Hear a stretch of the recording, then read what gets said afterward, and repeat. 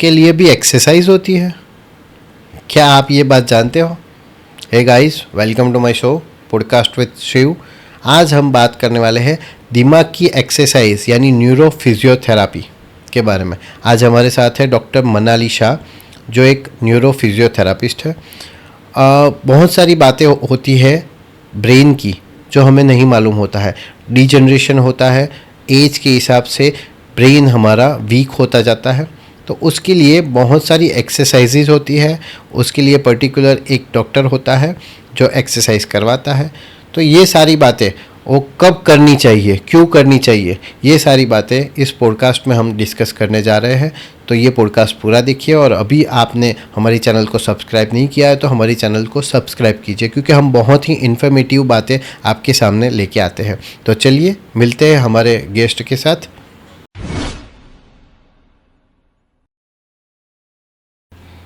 Hello ma'am, welcome to our show. Thank you. पहले तो आपको कैसा लगा, हमारा ये स्टूडियो कैसा लगा और यहाँ का वाइब कैसा? बहुत अच्छा लगा, और आपका ये एटमॉस्फेयर बहुत लाइव लगा पॉडकास्ट के लिए जो बनाया है आपने पूरा। ओके, थैंक यू कि आप हमारे शो पे आए, और बहुत सारी इन्फॉर्मेटिव बातें हम करने वाले हैं आज।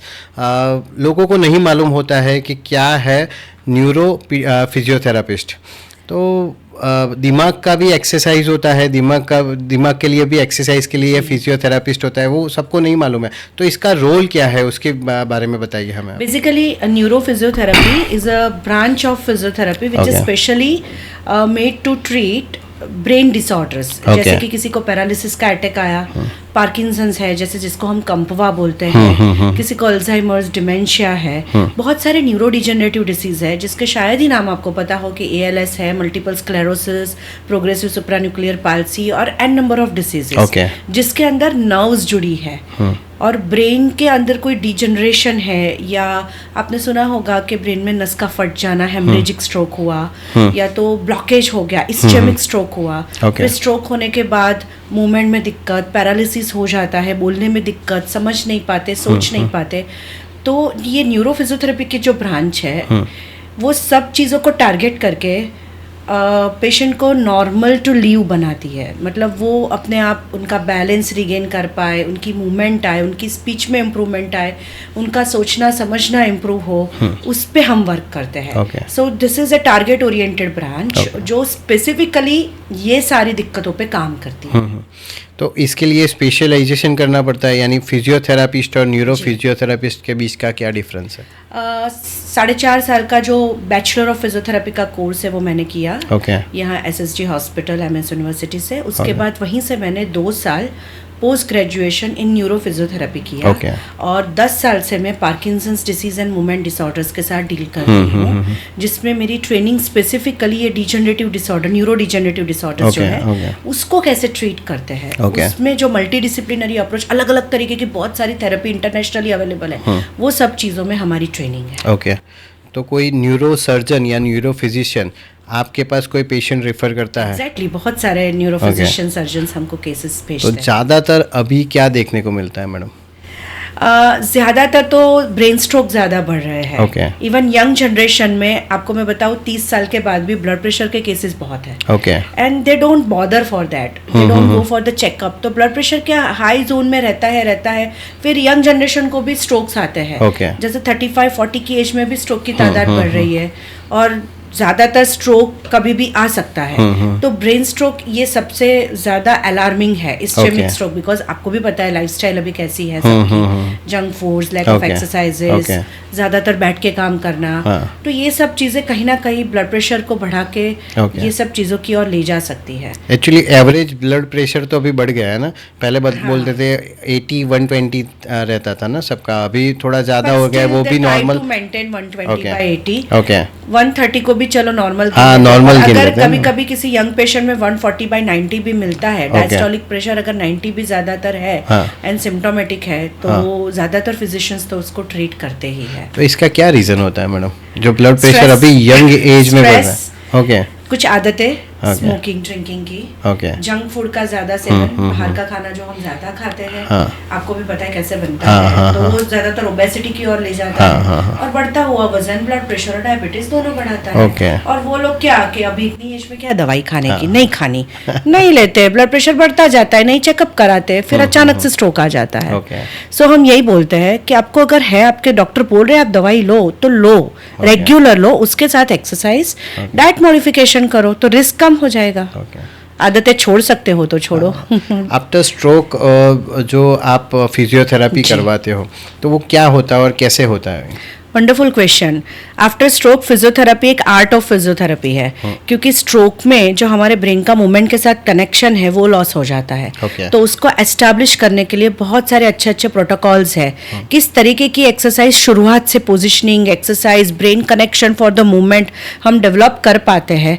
तो बहुत सारे फाइनेस्ट कॉम्बिनेशंस ऑफ एक्सरसाइज होते हैं जिससे उनकी स्पीच, उनका सोचना समझना, हाथ की मूवमेंट, पैर की मूवमेंट, बैलेंस, वो सब धीरे धीरे इंप्रूव होता है, जिसमें gait training, postural rehab, balance training, speech therapy, cognitive rehab एक पार्ट है। कॉग्निटिव रिहैब मतलब क्या? स्ट्रोक के बाद हमारे ब्रेन की सोचने की जो क्षमता है या तो कम हो जाती है या समझ नहीं पाते, रिस्पॉन्स डिले आता है, कॉन्सेंट्रेट नहीं कर पाते।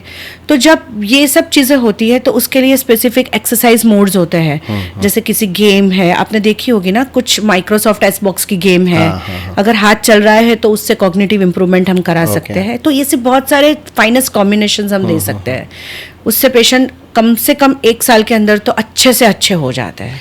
कोई एक ऐसा एग्जाम्पल दिखाइए कि जो किसी ने एक्सरसाइज की है, यानी आपके पास फिजियोथेरेपिस्ट के पास आया है और एक नहीं आया है, तो उन लोगों में क्या डिफरेंस होता है, यानी स्ट्रोक के बाद, आफ्टर स्ट्रोक? यस, स्ट्रोक के बाद मान लो आपने एग्जाम्पल पूछा, इसलिए मैं एक एग्जाम्पल सेट करके बताती हूँ। जैसे कि 40 इयर्स का एक बंदा है जो यंगी है, उसको स्ट्रोक आ गया, तो उसको ऐसा स्ट्रोक है कि आप उसको कुछ पूछोगे तो वो उसका आंसर नहीं दे पा रहा, उसका ब्रेन स्पीच के साथ कनेक्ट नहीं कर पा रहा। सेकंड, उसको पूरा राइट साइड पैरालिसिस है मान लो। जिसने एक्सरसाइज अच्छे से नहीं की, थोड़ा बहुत सब करते हैं एक्सरसाइज करना, ये तो अभी सबके कॉन्सेप्ट में आ गया है, पर जो अच्छे से न्यूरोफिजियोथेरेपिस्ट के पास करते हैं तो उनका हाथ ऐसा टेढ़ा मेढ़ा मुड़ा हुआ, चलते वक्त मुड़ जाए, फिंगर्स काम ना करे, जकड़ जाए पूरा का पूरा, चलते वक्त टेढ़ा मेढ़ा पैर को गोल गोल घुमा के चलना, या चलते वक्त गिर जाने की तादाद बढ़ना, पंजे की मूवमेंट नहीं आना।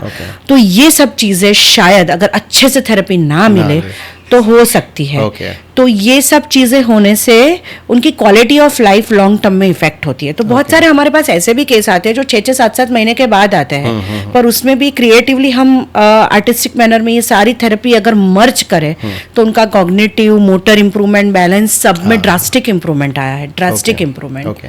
मोटर इंप्रूवमेंट यानी आपका मूवमेंट, हाथ का मोटर इंप्रूवमेंट मतलब हाथ और पैर की मूवमेंट, चलना फिरना, उठना बैठना, functional training, day to day activities. और कॉग्निटिव मूवमेंट मतलब मुझे पता है मुझे यहाँ से कप लेना है, पर मेरा ब्रेन सोच रहा है पर वो हाथ काम नहीं कर पा रहा, तो उसको ट्रेन करने के लिए स्पेसिफिक एक्सरसाइजेज आती है। और जो स्पीच थेरेपी स्ट्रोक में होती है वो डिफरेंट होती है, वो सिर्फ आपके वर्ड्स के लिए नहीं है, वो ब्रेन का वर्ड्स के साथ कनेक्शन लेना है।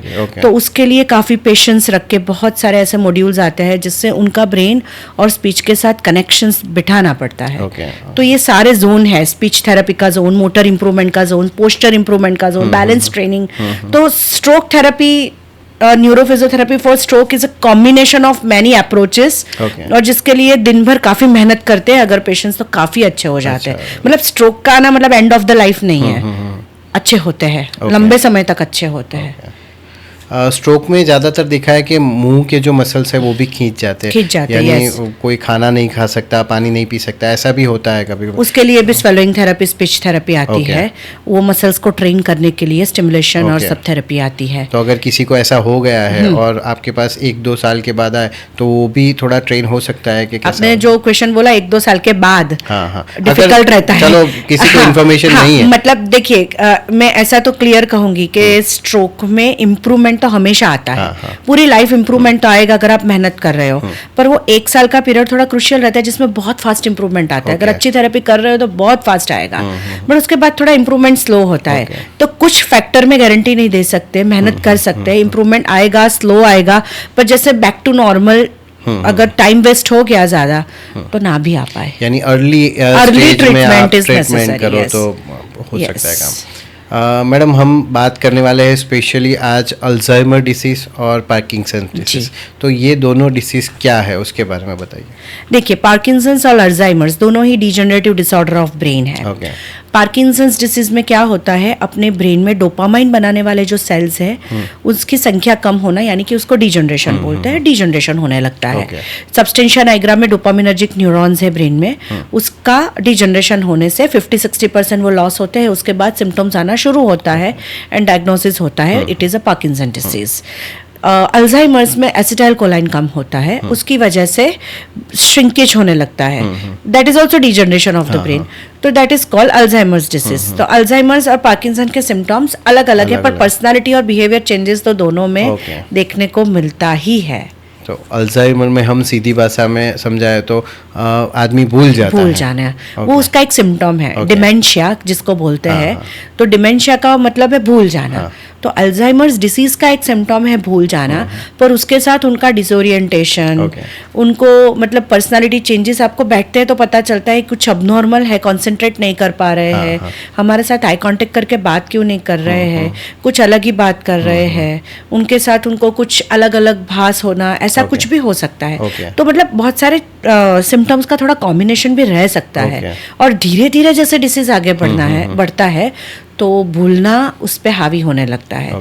तो धीरे धीरे वो लोग छोटी छोटी चीज़ें भूलते हैं, फिर उसके साथ साथ डे टू डे एक्टिविटी में या पर्सनल हाइजीन में प्रॉब्लम होने लगती है, फिर उसके साथ साथ अपना आसपास का एनवायरनमेंट भी भूल जाते, खुद का नाम तक कभी कभी भूल जाते हैं। तो जैसे जैसे स्टेजेस आगे बढ़ते हैं वैसे ये तादाद बढ़ने लगती है।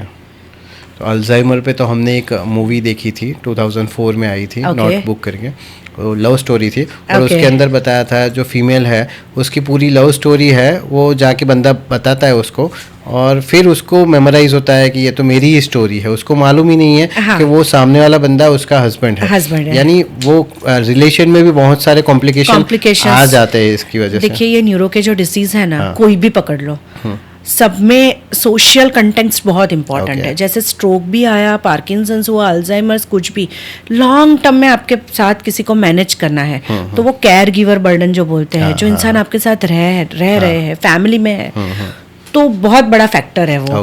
फिर उनका बिहेवियर आपके साथ कैसा हो जाएगा, मतलब बहुत सारे वक्त हम केयर गिवर काउंसलिंग भी करते हैं, that how to behave with the patient, how to keep your mental state calm and cool.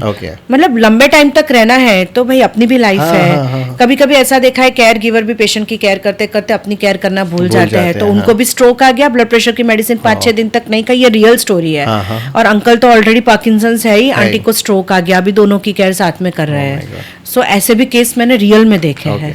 तो केयर गिवर को भी अपना ध्यान रखना बहुत जरूरी है, फैमिली को भी इतना ही ट्रेन करना पड़ता है आपके फील्ड के अंदर। मैडम, पार्किंसंस जो डिसीज है अर्ली स्टेज में भी देखे जाते हैं, यानी अभी मान लो कि कोई आदमी है, उसको देखना है, कभी कभी मैं मेरी बात करता हूँ कि सुबह में कुछ बोलते हैं तो मैं भी थोड़ा थोड़ा भूल जाता हूँ, तो ये नॉर्मल है या ये अर्ली स्टेज है, कैसे मान सकते हैं? नहीं, स्ट्रेसफुल लाइफ में कुछ कुछ सिम्टम तो सब में है, तो that is not a Parkinson's disease. Disease को डायग्नोस करने के लिए कुछ क्राइटेरियाज रहते हैं। तो सबसे पहली चीज के ट्रेमर्स होते हैं, जैसे ध्रुजारी बोलते हैं, ट्रेमर्स, वो उसका कार्डिनल सिम्टम है। 70-80% केस में तो मिलता है, पर किसी को ट्रेमर्स ना भी हो तो उनकी क्रियाएं रोज बरोज की वो स्लो होने लगती है, उनका पोस्चर ऐसे झुक के आने लगता है, उनके हैंड राइटिंग चेंज होने लगे, छोटे छोटे हैंड राइटिंग कोई समझ नहीं पाता। Doctors hand writing are different than that, it is not Parkinson's disease, just joke apart. छोटे छोटे अक्षरों में लिखना, ये भी एक होता है। कोई इंसान को ऐसे भी शुरू होता है कि गिरने लगे, घर में बारी बारी से गिर रहे हैं, अरे ये क्या हो रहा है, क्यों गिर रहे हैं ज्यादा, यू नो, चलने में आपको लगता है ये एक पाँव घिसा के क्यों चल रहे हैं, ऐसे स्लाइड कर करके चल रहे हैं। कभी कभी ऐसा लगता है उठने के बाद 2-3 स्टेप ऐसे चिपक के चल रहे हैं, फ्रीजिंग ऑफ गेट बोलते हैं जिसको हम। कभी कभी बोलने में दिक्कत, मास्क जैसा चेहरा, जैसे अभी हम दोनों बात कर रहे हैं तो आपके एक्सप्रेशन, मेरे expression as a part and tone of the voice आ रहे हैं, वो पेशेंट ऐसे मास्क जैसा चेहरा बना के बात कर पाते हैं। आपको ऐसा लगता है why is not like giving any expression, why is not reacting, तो ये मास्क जैसा चेहरा बन जाना। फिर कभी कभी इसकी शुरुआत के लक्षणों में नींद नहीं आती रात भर, कॉन्स्टिपेशन बहुत रहता है, डिप्रेशन से भी इसकी शुरुआत कभी कभी होती है। तो यू नो इनिशियल सिम्टम भी बहुत वेग है, किसको क्या आएगा नहीं पता, पर ये ऐसे ऐसे कुछ सिम्टम है कि जब इंसान डॉक्टर के पास जाता है कि ये क्या हो रहा है, ज्यादा ट्रेमर आता है, कोई भी जाता है, बहुत स्लो पड़ गए तो घर वाले लेके जाते हैं कि पहले तो ऐसे नहीं थे, पूरा दिन भागदौड़ करते थे, अभी क्यों इतना स्लो हो गए, पर्सनालिटी क्यों चेंज हो रही है, रोज दौड़ने वाला इंसान अभी स्लो होने लगा है। तो ये सब चीजें हैं जिसके साथ फिर हम डॉक्टर के पास जाते हैं कि भाई कुछ गड़बड़ लग रही है, आप देखो। फिर डॉक्टर उसका एनालिसिस करते हैं, पूरा हिस्ट्री कलेक्ट करते हैं, और ज्यादातर सिम्टोमेटिकली डायग्नोसिस हो जाता है। अगर सिम्टोमेटिकली पॉसिबल नहीं है, कुछ सिम्टम्स कार्डिनल या तो पेशेंट की यंग एज है, तो फिर कुछ स्कैन, टोडाट स्कैन वगैरह कराने की जरूरत पड़ती है। तो ये अभी आजकल यंग पेशेंट में भी देखने को मिल रहा है आपको? ये पूरा एक कैटेगरी है अब तो, young onset Parkinson's disease, this is called YOPD। पूरे वर्ल्ड में बहुत ज़्यादा यंग पेशेंट्स 40 to 60 के बीच में आ रहे हैं। Even the youngest I met recently last year was 28 years old female, so that was my first case also. मतलब उनको काउंसलिंग ज़्यादा करना पड़ता है, सिम्टम्स तो चलो, पर आगे की लाइफ कैसी जाएगी, लाइफ में क्या होगा, socio economical condition, interpersonal relationship, बहुत सारे इश्यू रहते हैं। तो यंग जनरेशन में ये क्यों आ रहा है ना, वो सब क्वेश्चन है कि क्यों, why young generation is suffering more from such Parkinson kind of diseases. Even Alzheimer's के भी एक केस मुझे 32 years का मिला। तो ऐसा नहीं है कि अभी सिर्फ ओल्ड एज के डिसीज रह गए हैं ये। पहले ऐसा कहा जाता था ना कि 65 या 70 years के बाद ग्रैंडफादर ग्रैंडमदर को ऐसा ट्रेमर्स आना, झुक के चलना, ये सब तो कॉमन है, धीरा हो जाना, एज है, अभी ये नहीं होगा तो कब होगा, पर अभी ऐसा नहीं है। 40 to 60, इवन 30 प्लस में भी केसेस मिल रहे हैं। तो we are working more on that कि this people should be more activated so that they can live a long span of life with good quality. तो अभी जो टेक्नोलॉजी है, मोबाइल वगैरह, ये सब रोल करते हैं क्या इसके अंदर, यानी इसकी वजह से हो सकता है ऐसा कुछ? ऐसा कोई रिसर्च तो नहीं है कि इसकी वजह से होता है, पर या सोशल एंड साइकोलॉजिकल दोनों पार्ट स्ट्रेस पे इफेक्ट करते हैं। और कॉन्स्टेंटली लाइफ के कुछ इंसिडेंट्स, स्ट्रेस वगैरह अगर आप नहीं झेल पाते, आपकी स्ट्रेस कॉपिंग मैकेनिज्म अच्छी नहीं है, तो कुछ डिसीजेज आने की शक्यता बढ़ जाती है। ऐसा तो रिसर्च थ्रू भी प्रूवन है, और मेरा पर्सनल एक्सपीरियंस है पेशेंट्स के साथ कि कोई ऐसी वारदात बन गई घर में, पर्सनल रिलेशनशिप में, कुछ भी बड़ी चीज जिसके अंदर वो लोग इतना दुखी हो गए और उसके अंदर ही रह गए ज्यादा टाइम, कोप अप ही नहीं कर पाए, मेंटल ट्रॉमा, तो फिर and up with the Parkinson's और एनी अदर डिसीज और समथिंग। पर ये क्या सब चीजें एक्सपीरियंस से जानी है, पर इसका कोई ऐसा ठोस रिसर्च में नहीं बोल सकती कि इस इंसान को इस वजह से ही पार्किंसन हुआ, यू नो। ऐसा भी हो सकता है उसके जीन्स में वो कैरी कर रहा है, पर ये इंसिडेंस उसको ट्रिगर कर गया। जो चीज शायद 60 साल के बाद आने वाली थी वो अभी 45 पे आ गई, ऐसा भी हो सकता है। तो what we are carrying in our genes we even don't know. या तो अगर किसी के फादर को अल्जाइमर डिसीज है, हाँ, तो क्या उसको आ सकता है, यानी पॉसिबिलिटी कितनी है उसकी? जेनेटिकल ससेप्टेबिलिटी इज देयर, पर ये सब चीजों पे हमने ऐसा लेबल कभी किसी डॉक्टर ने भी नहीं लगाया कि पार्किंसंस या अल्जाइमर्स दोनों डिसीज जेनेटिक ही है, नहीं, हेरिडिटरी ही है। क्योंकि बहुत सारे पेशेंट्स की ऐसी हिस्ट्री है जिनमें उनको पता ही नहीं, 4 पीढ़ी तक तो किसी को था, किसी को नहीं है, फिर भी उनको आया है। तो मतलब इसको प्योरली जेनेटिक नहीं बोलते, पर ऐसे भी केस है जिसमें पेरेंट्स को था तो बच्चों में आया है। तो वो रिसर्च चालू है, वो जीन्स ढूंढ रहे हैं कि कौन से जीन्स का सब टाइप इसमें काम कर रहा है, तो शायद फ्यूचर में इससे कुछ बेनिफिट मिले, रिसर्च करने से कुछ क्योर मिल जाए ऐसा। तो अगर किसी के फादर को है, मान लीजिए आप बोल रहे कि ढूंढ रहे, अगर उसको भी ट्रीटमेंट करवानी है पहले से, प्रिवेंशन लेना है, तो ऐसा कुछ होता है क्या? ऐसे ये सब क्वेश्चन मुझे बहुत लोग पूछते हैं। मेरे ग्रुप में जितने पेशेंट्स आते हैं ना, सबके जो बच्चे होते हैं ना, वो आते हैं पर्सनली मिलने के, मैडम हमको ना इससे हम क्या करें। अभी हमको भी पता है, गूगल पे हमने देखा कि हो सकता है, हेरिडिटरी हो सकता है। तो मैं एक ही आंसर देती हूँ, देखो अभी आपको पता है आपके घर में ऐसे डिसीज है, आपकी पर्सनालिटी टाइप पहचानो। अगर आप पहले से ही बहुत एंग्शियस, स्ट्रेस में रहने वाले या फ्लाइट और फाइट रिएक्शन में हमेशा रहते हो, तो वो स्ट्रेस लेवल कम करो, अपनी लाइफ को मैनेज करो और अपना एक डिसिप्लिन रूटीन बनाओ, जैसे साइकिलिंग, चलना, दौड़ना, स्विमिंग, एरोबिक एक्सरसाइज। तो ये एरोबिक एक्सरसाइज का जो मोड है वो डोपामिनर्जिक न्यूरॉन्स या ब्रेन को श्रिंकेज होने से बचाता है। तो जैसे अगर किसी को भी ऐसे डिसीज से फ्यूचर में बचना है तो फिजिकली एक्टिव रहो, but with mental peace active रहो। आप स्ट्रेस में ऑफिस का काम लेके पूरा दिन दौड़ रहे हो, वो वाला नहीं। आप पीसफुली रनिंग में जा रहे हो, एक अच्छा एटमोसफियर क्रिएट करके एक्सरसाइज कर रहे हो, तो कोई भी एक मोड ऑफ एक्सरसाइज सिलेक्ट करो, एरोबिक काइंड ऑफ एक्सरसाइज, दौड़ना, चलना, साइकिलिंग, कुछ भी वो करो रोज। तो शायद आपके जीन्स में भले ही ये है, पर उसको शायद आप भी डिले कर पाओ। Okay. Cycling is the best exercise which is research through proven कि साइकिलिंग करने से डोपामिनर्जिक न्यूरॉन्स बनते हैं जो मतलब जो बाकी है न्यूरॉन्स उसकी एफिशिएंसी बढ़ती है। तो पार्किंसन पेशेंट को भी हम बोलते हैं कि साइकिलिंग तो रोज करो। और जिसको पहले के टाइम पे ये सब बहुत लेट आता था ना, डीजनरेशन, अभी बहुत फास्ट आ रहा है, तो इसकी वजह एक एक्सरसाइज भी हो सकती है कि एक्सरसाइज की कमी की वजह से, एक्सरसाइज की कमी, stress level, you know, obesity. पर ये भी एक बहुत बड़े क्वेश्चन है। कभी कभी बहुत सारे ओबेस लोगों को भी कुछ नहीं होता, कभी बहुत थिन पर्सन है उसको कुछ मतलब डिसीज आ जाता है, तो मतलब नहीं कहा जा सकता कि किसको होगा। पर जानकारी के हिसाब से एक्सरसाइज का रूटीन ब्रेन के डिसऑर्डर से बचाने में तो जरूर हेल्प करता है। ऐसा अभी कुछ मैडम आपकी पर्सनल कहानी बताइए कि आपने फिजियोथेरेपी और उसमें भी स्पेशलाइज न्यूरो फिजियोथेरेपी क्यों सिलेक्ट किया और कहाँ से ये सफ़र शुरू हुआ? मैंने फिजियोथेरेपी में एंट्री ली तब मैंने बीपीटी कंप्लीट किया। यानी आप पहले से ही मानते थे कि आप फिजियोथेरेपिस्ट बनेंगे? ऑनेस्टली नहीं, बचपन से गोल था ऐसा कुछ? नहीं, ऑनेस्टली फिजियोथेरेपिस्ट बनने का गोल नहीं था। I wanted to pursue for medicine. I had scored good percentage also but could not secure seat in a government institute. तो with the good merit I entered in physiotherapy government college. वहाँ पे 4.5 years का course complete करके I was in a good merit में, मेरा second rank था। Then I got in MPT neurology.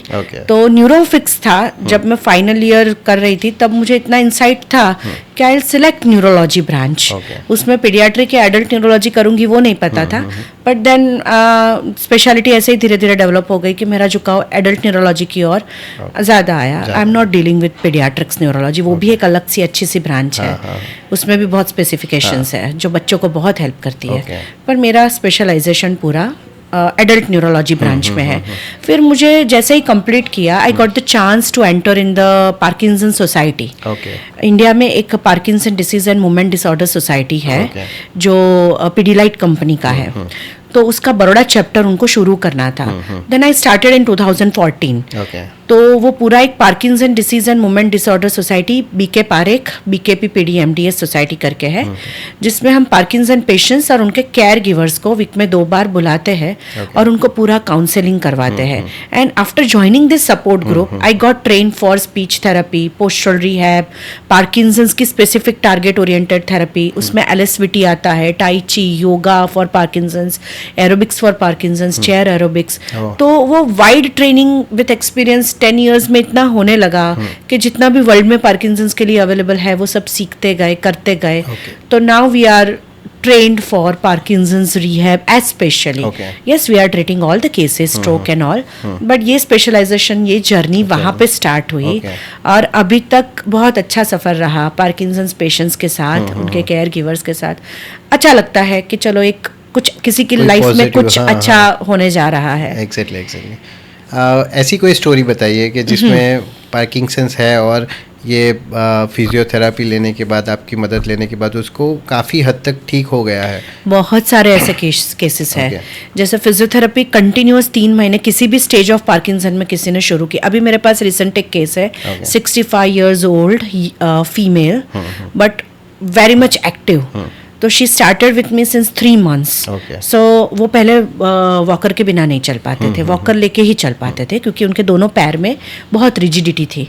तो ये टारगेट ओरिएंटेड थेरेपी जो हमने कंटिन्यूअस की, now she can walk at least for 20-25 minutes in whole home. She can do all the household chores with good flexibility in the legs, with good balance, without any single fall episode. That is an achievement for us के already जो walker पे आया हुआ case था वो इस stage पे मेरे पास आया, पर 3 महीने के बाद ये रिजल्ट भी मिल रहा है and she is very happy with that. It makes her motivated to visit the NGO also.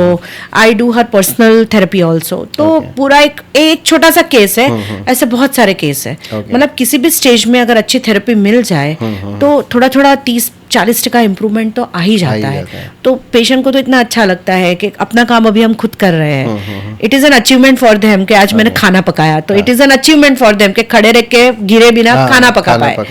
सो ये सब चीज़ें ऐसी छोटी छोटी बहुत चीज़ें हैं. फिर यंग पेशेंट्स, कभी कभी उनको पार्किंसंस ऐसा है कि डिप्रेशन है और कोई सिम्टम ही नहीं है. आप बोलोगे मैम आप झूठ बोल रहे हैं, इसको पार्किंसंस कहाँ है, ये तो एकदम नॉर्मल लग रहा है, फेशियल एक्सप्रेशन अच्छे, बैलेंस अच्छा, ना ट्रेमर्स ना कुछ, बट स्टोरी अलग है. टोडैट स्किन में दिखा रहा है डोपामिनर्जिक न्यूरॉन्स लॉस हो गए, एज 38 भले है पर है पार्किंसन. बट जब आप पूछोगे तब पता चलेगा that they are on the pills for depression. वो उनका स्टार्टिंग पॉइंट ऑफ पार्किंसन है. वो अभी ट्रीट होते होते होते धीरे धीरे 3-4 साल के बाद थोड़े ट्रेमर्स आना शुरू हुआ है. पर डायग्नोसिस उन्होंने डॉक्टर को दिखा के कंफर्म तो करवा लिया कि फ्यूचर में ये डेवलप हो रहा है. वो इतनी एक्सरसाइज कर रही है आंटी, अभी डांस थेरेपी, आर्ट थेरेपी, पूरा अपने आप को इतना एक्टिव रख रहे हैं. तो मैं खुद उनको अभी 10 साल से तो देख रही हूँ. तो अभी भी वैसे के वैसे अच्छे से जा रहे हैं. And she is the role model of the NGO. कभी भी उनको ले गए ना तो न्यूज़पेपर में भी फोटो देके नाम देके छपाया. ज्यादातर लोगों को अपनी आइडेंटिटी छुपानी है, मुझे किसी से किसी को पता नहीं चलना चाहिए. But she is so extrovert that she is opening up on her depression. तो खुल के बात की उन्होंने. तो ऐसी बहुत सारी स्टोरी है जो मोटर सिम्टम है, नॉन मोटर सिम्टम है, दोनों पे काम करती है. मतलब पार्किंसन में सिर्फ ध्रुजारी या गिर जाना ये सब नहीं है. डिप्रेशन, आभास होना, लॉस्ट होते हैं, इमोशनल लाइबिलिटीज, ये ऐसे बहुत सारे और भी सिम्टम्स है उसमें जो इनर पीस को, इनर वर्ल्ड ऑफ माइंड को इफेक्ट करते हैं. जो ब्रेन ट्रॉमा होता है, यानी after injury, road traffic injury हो गई या कोई और इंजरी हो गई, तो उसके बाद क्या होता है? उसके बाद अगर न्यूरो फिजिशियन एडवाइस करता है फिजियोथेरेपी के लिए, तो उसमें क्या करवाते हो आप? देखिए, ब्रेन ट्रॉमा हुआ, कितनी सीवियरिटी पे हुआ, उसके ऊपर उसके सिम्टम्स होते हैं. जैसे मैंने स्ट्रोक में बोला वैसे सारे सिम्टम्स यहाँ पे भी आ सकते हैं. जैसे भूल जाना, स्पीच में प्रॉब्लम, स्पीच का ब्रेन के साथ कनेक्शन लॉस्ट है, जैसे कि one side of body is affected, paralysis हो जाना, बैलेंस का इश्यू, बहुत सारे इश्यू. अभी मेरे पास एक आंटी का केस है, उनको क्रेनियोटोमी किया हुआ है और उनको 1 साल हो गया, अभी भी इम्प्रूवमेंट आ रहा है. And she has improved on her memory, she has improved on her speech. Balance 0 था, उसमें से she is able to walk independently. Finger की मूवमेंट, हैंड की मूवमेंट भी पूरी आ गई है. पर 1 साल की जर्नी हुई और पूरे दिन में 4-4, 5-5 घंटे मेहनत करवाते हैं उनसे, तब कहीं जाके ये रिजल्ट को मिला. तो मतलब it is not the end of the story. Whether trauma, whether stroke, whether degeneration, कुछ भी हुआ ब्रेन में, it is not end of the story. अभी साइंस बहुत आगे बढ़ा है, बहुत सारी एक्सरसाइजेस अवेलेबल है कि आप इसको मेंटेन तो कर ही सकते हो और इम्प्रूव भी हो सकते हो. अल्जाइमर और जो पार्किंसंस है उसमें एआई का क्या रोल है? एआई का कुछ रोल आया है? एआई रोल्स अल्जाइमर्स में, जैसे कुछ अल्जाइमर्स और पार्किंसन दोनों की बात करें, वो ज़्यादातर क्वालिटी ऑफ लाइफ को और ओरिएंटेशन को, डे टू डे एक्टिविटी को डिफिकल्ट बनाते हैं. तो शायद कुछ ऐसे टूल्स है जो आपको याद कराए आपकी डे टू डे चीज़ें, ऐसी डिवाइसेस बन सकती है. कुछ वेरेबल्स बन सकते हैं, जैसे ट्रेमर को कम कर सके, वो बनने लगे हैं. तो वो एआई ऑपरेटेड अगर है तो उसमें कुछ fix programs according to the patient's need, आप कहीं पे भी बैठे उसको उसका केयर गिवर भी शायद ऑपरेट कर पाए. ऐसे वेरेबल्स बन सकते हैं, ऐसे कुछ आइडियाज आ सकते हैं. पार्किंसन के पेशेंट के पैर चिपकते हैं, तो कुछ ऐसे वेरेबल्स, सॉक्स या कुछ एआई कनेक्टेड बन सकते हैं कि जो उनके फ्रीजिंग को ओवरकम करके उनका चलना आसान बना सके. या कुछ ऐसे वॉकर्स या ऐसा कुछ रोबोटिक डिवाइसेस बन सकते हैं. तो already this research is going on कि वो लोग बहुत सारी ऐसी चीजें अभी बना रहे हैं जिससे उनका ये जो ह्यूमन पोटेंशियल है जो डिक्रीज होने लगा है उसको ओवरकम करके डे टू डे एक्टिविटी तो एटलीस्ट आप इजी बना सको. चीजें याद करानी है, पानी पीना भी शायद भूल जाते हैं, तो वो भी याद कराना है, मेडिसिन के टाइमिंग याद कराने हैं. तो ये जब सब चीजें तो छोटी छोटी है, पर AI generated devices, softwares, robotics, wearables, ये सब चीजें फ्यूचर में न्यूरो रिहैब को चेंज करने लगा है. अभी ऑलरेडी रोबोटिक्स में तो हम आ ही गए हैं कि पूरा अगर बॉडी पैरालिसिस, आपने जीबीएस सुना होगा, जीबीएस में पूरा बॉडी पैरालाइज्ड हो जाता है. तो ऐसे रोबोटिक डिवाइस इनिशियली यूज करके न्यूरल प्लास्टिसिटी क्रिएट होती है और पेशेंट जल्दी से रिकवर करने लगता है.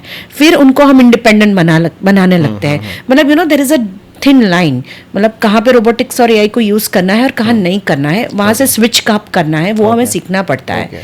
क्योंकि अल्टीमेटली तो आपको खुद से सोच के काम करना सीखना है ना. आपको किसी डिवाइस पे डिपेंडेंट नहीं होना है. तो इट इज डबल एजर स्वॉर्ड. आप सब कुछ किसी पे डिपेंडेंट हो जाओगे तो ब्रेन ऑलरेडी डिजनरेट होने लगेगा. अभी बोलते हैं ना, बच्चे लिखना भूल जाएंगे, टाइप करना ही सीखेंगे. शायद ये राइटिंग की स्किल ही हम भूल जाए. क्योंकि now they are already on typing only, किसी को पेन पकड़ के लिखना ही नहीं, ऐसा है ब्रेन का भी, यूज इट और लूज इट। जो भी फंक्शन अगर आप यूज नहीं करोगे तो वो लूज हो जाएंगे। तो रोबोटिक्स पे कहाँ से स्टार्ट करके स्विच करके एक्टिविटी डिपेंडेंट बना के एक्टिवली करने को सिखाना है, ये सब चीजें रिहैब में आती है। तो मैडम मल्टीपल स्क्लेरोसिस जी एक बीमारी है जी, उसके अंदर भी ये सेम ही एक्सरसाइज वगैरह आपने जो बताया मल्टीपल स्क्लेरोसिस में तो एक्सरसाइज का बहुत बड़ा रोल है। Okay. क्योंकि उसमें स्पास्टिसिटी होती है, बैलेंस लॉस होता है, बहुत सारे सिम्टम्स है उसके। Okay. तो उसमें एक्सरसाइज तो एक क्रूशियल पार्ट है, करनी ही पड़ती है। स्पीच थेरेपी से लेकर balance therapy, postural rehab, spasticity के लिए पोजिशंस, मूवमेंट, तो मतलब उसमें तो एक्सरसाइज के बिना चलता ही नहीं है। दे can live a very good life with the exercise and interference, जो भी मेडिकल मीन्स अवेलेबल है वो सब का फाइनेस्ट कॉम्बिनेशन रहता है। मतलब एक बात बताऊं, ना ही multiple sclerosis, ALS, PSP, MSA, Parkinson's, आप न्यूरोपैथीज जो डायबिटिक न्यूरोपैथीज है या कट इंजरीज, ऐसे केस में फिजियोथेरेपी के बिना तो चलने वाला ही नहीं है। मतलब they are the long term patients, you know, 2 साल 3 साल 5 साल 10 साल तक भी करते रहते हैं।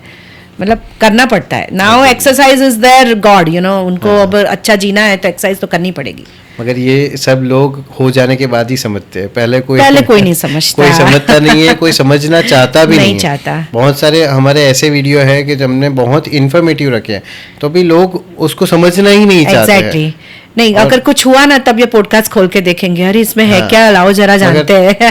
तब तो देर हो चुकी होती है ना। Exactly, it's a human psychology ना, सबको एक हैप्पी मूड में रहना है, जानना ही नहीं है, दुख भरी चीजें जाननी ही नहीं है हमको। मगर थोड़ा नॉलेज हो तो आप उसको पहले से ही थोड़ा प्रिकॉशन ले सकते हो। पर्सनालिटीज पर एक्सरसाइज रूटीन अगर आप बना रहे हो और मेंटल पीस को मेंटेन कर रहे हो, और सबसे ज्यादा एक spiritual attitude in the life जो आपकी कॉपिंग मैकेनिज्म को अगर स्ट्रांग बनाएगा तो आपको ये ब्रेन डिसऑर्डर्स कम हो गए, ऐसा मेरा मानना है। मेडिटेशन है, कोपिंग मैकेनिज्म्स, मतलब how to look at the thing, वो अगर आप चेंज कर पाओ तो किसी भी सिचुएशन में न्यूट्रलाइज रह सकते हो। अगर वो एक सीख लिया तो आप ये डिसऑर्डर से बच सकते हो, क्योंकि ज्यादातर चीजें ऐसे इंसिडेंट्स के बाद ही ट्रिगर होती है।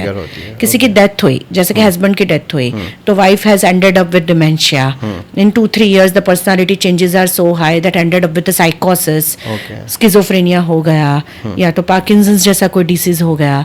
तो ये सब ब्रेन डिसऑर्डर्स ऐसे इंसिडेंट्स के बाद ज्यादा ट्रिगर होते हैं। तो क्योंकि वो कोप अप नहीं कर पाए, उसके साथ ये उसको डाइजेस्ट ही नहीं कर पाए।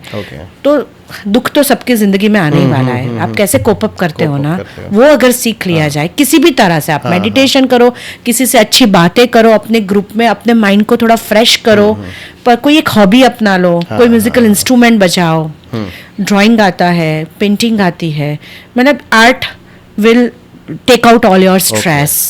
तो ये सब चीजें हैं कि कोपिंग मैकेनिज्म स्ट्रांग बनाओ। बताया था, इज ए डॉक्टर, और उन्होंने ही मुझे बोला था कि लाइफ में ऐसी कोई एक तो खासियत होनी चाहिए जिस पे आप अकेले हो तो भी आप उसके साथ, यानी क्रिकेट है या कोई भी आप स्पोर्ट्स ले लो, या रनिंग है, वो रनिंग बहुत ज़्यादा करते थे, उनको रनिंग का शौक था, तो बोलते हैं कि मैं रनिंग 100 साल तक रनिंग करूंगा मैं डेफिनेटली, और उसके लिए मैं हेल्थ बचा के रखता हूँ। सही बात है, मतलब कोई एक हॉबी होनी चाहिए।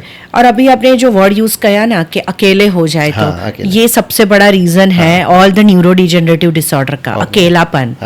You know, they feel left out old age में ज्यादातर, कि कोई हमारी अभी केयर नहीं कर रहा, हम अकेले हो गए, हमारी कोई सुन नहीं रहा। तो मल्टीपल फैक्टर्स है उसमें, पर ये जो अकेलेपन में रहने की जो आदत है, आर्ट अगर वो लोग सीख जाए तो वो भी शायद ये सब चीजों से बच सकते हैं। वो ज्यादातर एक अकेलापन अगर हावी हो जाए तो फिर कुछ भी साइकियाट्रिक या न्यूरोलॉजिकल डिसऑर्डर आने की कंडीशन बढ़ जाती है। और आजकल लाइफ भी ऐसी है, लोग बहुत ऐसे सोशल मीडिया पे एक्टिव होते हैं, मगर अंदर से खाली होते हैं। बोलते हैं ना वो, लाइक सोशल मीडिया पे 1000 फ्रेंड है लेकिन एक बैठ के बात करने के लिए कोई नहीं है। एग्जैक्टली। मैडम, कोविड के टाइम पे बहुत सारे हमने देखे थे, बहुत सारी ऐसी संस्थाएं थी जो बंद हो गई थी, तो उस के अंदर क्या डिफिकल्टी आई थी आपको आपके पेशेंटों को ट्रीट करने में? और ऐसे कोविड टाइम में हमारा भी सपोर्ट ग्रुप बंद हो गया था। हाँ, हाँ। क्योंकि हम लोग गैदर तो नहीं कर पाते रहे, क्योंकि और वो लोग भी ओल्ड एज है, तो हमने फिर पूरा ऑनलाइन स्विच किया। और ऑनलाइन स्विच करके उनके ऑनलाइन सेशन लेना शुरू कर दिए। कुछ पेशेंट्स में सक्सेसफुली हुआ, कुछ का कॉग्निटिव डिक्लाइन है, मगर आप जो बोलो वो समझ ही नहीं पाते, वो हमको देख के भी कैच नहीं कर पाते। मेरे पास ऐसे भी पेशेंट है, आपको 10 बार एक एक्सरसाइज का रिपीटेशन कराना है ना, तो मुझे उनके सामने बैठ के 10 के 10 बार करनी पड़ती है, उसके बाद ही उनका होता है। मैं अगर एक बार भी स्टॉप हो गई ना, तो दूसरा repetition stop, they will not catch कि अभी मुझे फिर से यही करना है। तो वो cognitive decline, delay response, concentration नहीं है, तो वो लाने के लिए कांस्टेंट मुझे 45 मिनट्स खुद को भी एक्टिव रख के उनको बोल के कराना पड़ता है। तो ऐसे केसेस ऑनलाइन कैच नहीं हो पाते थे, तो ये ज्यादा सबसे बड़ी डिफिकल्टी न्यूरो केसेस में थी। फिर हम कैरगिवर्स को बोलते थे आप आइए ऑनलाइन, हमें करते हुए देखिए। आप हमें देख के उनको बोले थोड़ा धीरे धीरे हमसे लेट, पर आप उनको बैठ के पकड़ के थोड़ा कराओ, पूरे फ्रीज ना हो जाए। और ज्यादातर क्या वो घर पे ज्यादा ये केसेस ज्यादा घर पे रह गए 1-2 साल, तो उनकी सिवियरिटी ऑफ सिम्टम्स बढ़ गई, उनके थोड़े साइकियाट्रिक सिम्टम बढ़ गए पार्किंसंस के साथ। तो ये सब बहुत बड़े चैलेंजेस आए वो कोविड के एरा में। बहुत सारे डॉक्टरों को भी बहुत वो अपना क्या बोलते हैं कि वो जो समय था वो बहुत खराब था, किसी को फिर से याद ही नहीं करना वो पीरियड है ना, बहुत खराब था। एग्जैक्टली।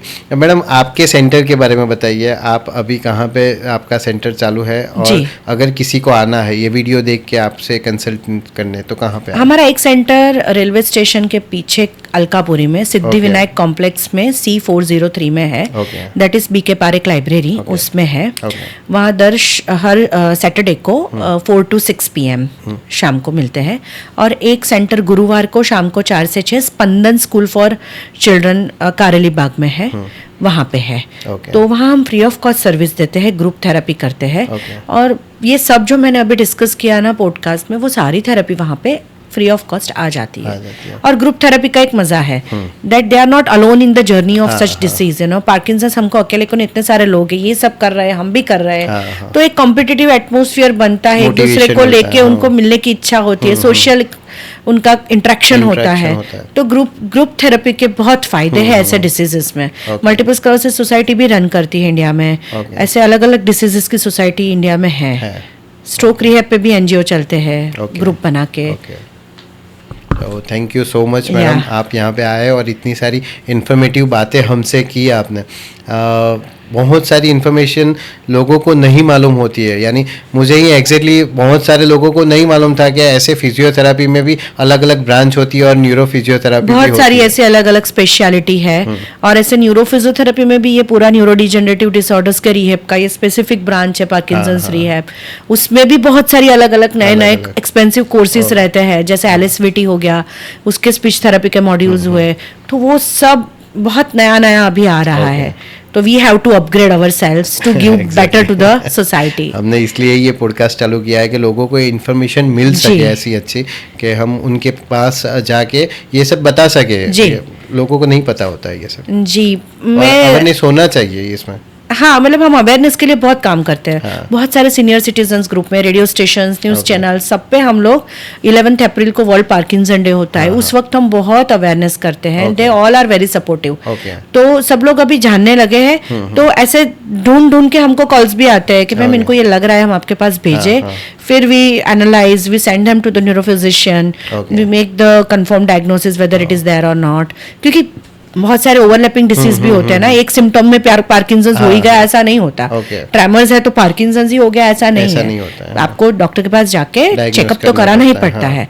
एंड देन एक्सरसाइज के लिए डॉक्टर्स भी अभी बहुत सजेस्ट करते हैं कि भाई आप मेडिसिन तो लो, लेकिन एक्सरसाइज के बिना तो नहीं चलेगा। तो अभी सारे न्यूरोफिजिशियंस भेजते ही एक्सरसाइज के लिए, क्योंकि एक्सरसाइज ही इसका इंटीग्रल पार्ट है। तो अभी वो अवेयरनेस सब में आ गया है, तो इट इज बेनिफिटेड। बस बाकी एक जो पर्सनालिटी जिसको ये हुआ है उसको मोटिवेट करके लाना is a task for everybody. वो हमको फिर करना पड़ता है आगे, फिर उसको कैसे मेंटेन करना है। We used to call them, we used to counsel them, follow up बहुत रखना पड़ता है। Then they are motivated to come to the group, you know. कभी कभी ऐसा लगता है ग्रुप में हम दूसरे पेशेंट को देखेंगे तो हमको भी ऐसा होगा, नहीं जाना ग्रुप में।